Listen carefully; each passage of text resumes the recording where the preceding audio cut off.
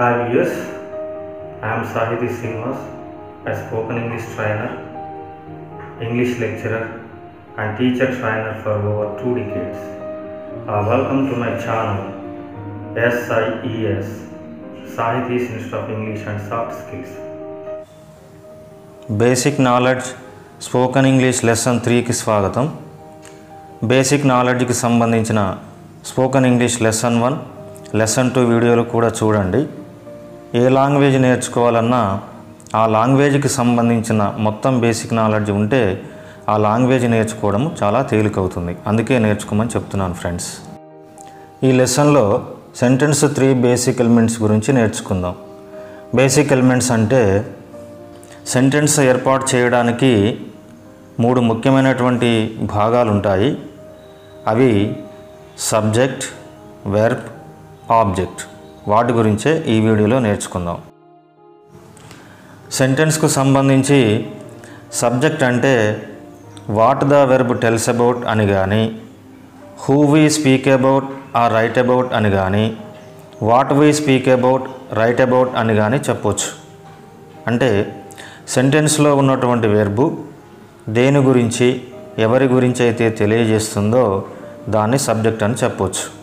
అలాగే మనం మాట్లాడేటప్పుడు కానీ రాసేటప్పుడు కానీ ఎవరి గురించి, దేని గురించి అయితే మాట్లాడతామో రాస్తామో దాన్ని సబ్జెక్ట్ అని చెప్పొచ్చు.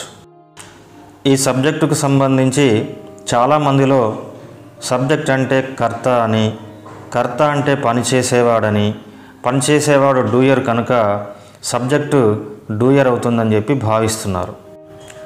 డూయరు సబ్జెక్ట్ అయ్యే అవకాశం అయితే ఉంది, దీన్నేం కాదనలేం. కానీ ప్రతి సబ్జెక్టు కూడా డూయరే అవుతుంది అని అనుకోవడమే పొరపాటు.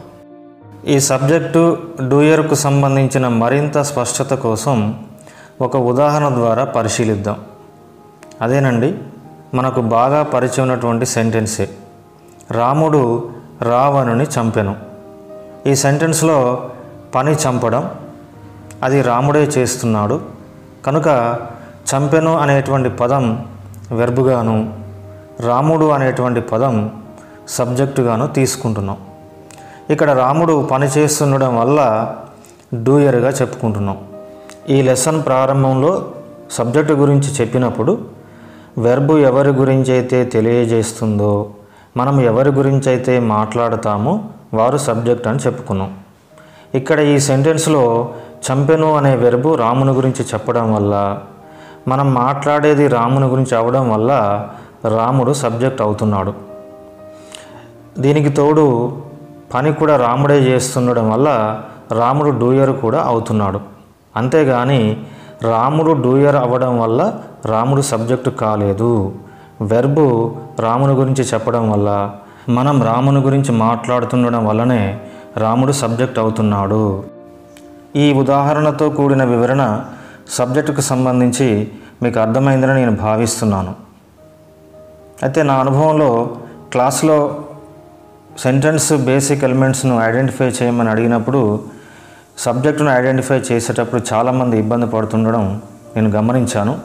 అందుకే సెంటెన్స్లో సబ్జెక్ట్ ప్లేస్లో ఏమేమి వస్తాయి అనేటువంటి విషయం తెలుసుకుందాం. సబ్జెక్ట్ ప్లేస్లో నౌన్ కానీ, ప్రనౌన్ కానీ, నౌన్ ఫ్రేజ్ కానీ, నౌన్ క్లాజ్ కానీ రావచ్చు.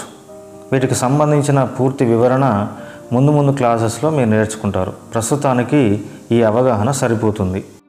సెంటెన్స్ యొక్క బేసిక్ ఎలిమెంట్స్లో రెండవ విషయము వెర్బ్. వెర్బ్ అంటే సబ్జెక్ట్ యొక్క స్థితిని కానీ, సబ్జెక్ట్ యొక్క కలిగి ఉండడాన్ని కానీ, సబ్జెక్ట్ యొక్క పనులను కానీ గురించి తెలియజేసేది. సబ్జెక్ట్ యొక్క స్థితి అంటే వెర్బ్స్ ఆఫ్ స్టేట్, ఇవి బీ ఫార్మ్స్ ద్వారా తెలియజేస్తాము.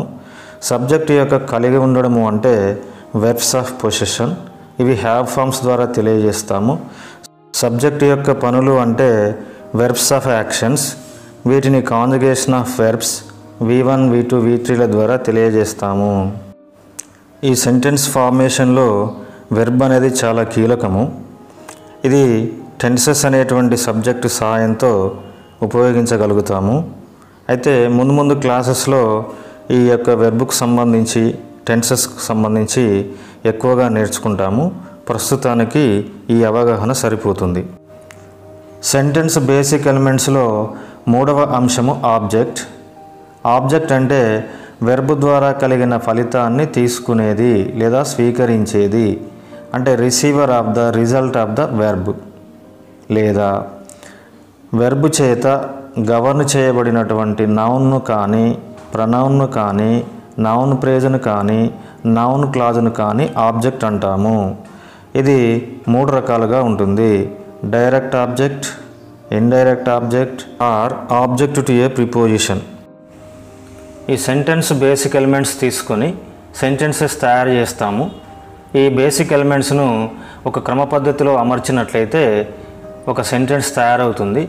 ఈ అనుసరించేటువంటి ఈ క్రమ పద్ధతిని స్ట్రక్చర్ అని అంటాము. ఇంగ్లీష్లో ఈ బేసిక్ ఎలిమెంట్స్ను తీసుకొని ఇతర పదాల సహాయంతో 275 స్ట్రక్చర్స్గా మనం ఇంగ్లీష్ భాషను రాయొచ్చు. ఆ స్ట్రక్చర్స్లో మొదటి స్ట్రక్చరు కింద ఇవ్వడం జరిగింది. ఫస్ట్ సబ్జెక్టు, తర్వాత వెర్బు, తర్వాత ఆబ్జెక్టు రాసేటువంటి స్ట్రక్చర్ అది. దాన్ని SVO స్ట్రక్చర్ అని అంటాం. అయితే ఇంగ్లీష్లో సబ్జెక్ట్ లేకుండా సెంటెన్సెస్ తయారు చేయవచ్చు, ఆబ్జెక్ట్ లేకుండా కూడా సెంటెన్సెస్ తయారు చేయవచ్చు, సబ్జెక్టు ఆబ్జెక్టు రెండూ లేకుండా కూడా సెంటెన్సెస్ తయారు చేయవచ్చు. కానీ వెర్బు లేకుండా సెంటెన్స్ తయారు చేయలేం. అందుకే ఈ 3 బేసిక్ ఎలిమెంట్స్లో వెర్బ్ అనేటువంటిది అత్యంత కీలకమైనటువంటిది. సెంటెన్స్కు సంబంధించిన 3 బేసిక్ ఎలిమెంట్స్ను ఒక ఆర్డర్లో అమర్చడం వల్ల ఏర్పడేటువంటి స్ట్రక్చర్ను ఈ చిత్రంలో మీరు చూస్తున్నారు. మొదట సబ్జెక్ట్ ఉంది, తర్వాత వెర్బ్ ఉన్నది, తర్వాత ఆబ్జెక్ట్ ఉంది. అంటే వెర్బ్ మధ్యలో ఉండి వెర్బుకు ఎడమ వైపున సబ్జెక్టు, కుడివైపున ఆబ్జెక్టు ఉన్నది. ఇది బేసిక్ స్ట్రక్చర్గా ఇంగ్లీష్లో చెప్పుకుంటాం. ఈ స్ట్రక్చర్ను బేస్ చేసుకుని కొన్ని ఎగ్జాంపుల్స్ నేర్చుకుందాం. ఈ చార్ట్లో ఇవ్వబడిన సెంటెన్స్లో మొదటి సెంటెన్స్లో వి అనేది సబ్జెక్టు, లర్న్ అనేది వెర్బు, స్పోకెన్ ఇంగ్లీష్ అనేది ఆబ్జెక్ట్ అవుతుంది. రెండవ సెంటెన్స్లో యువర్ ఫ్రెండ్స్ సబ్జెక్ట్ అవుతుంది, ఆర్ వెర్బ్ అవుతుంది, స్పోకెన్ ఇంగ్లీష్ యాస్పిరెంట్స్ ఆబ్జెక్ట్ అవుతుంది.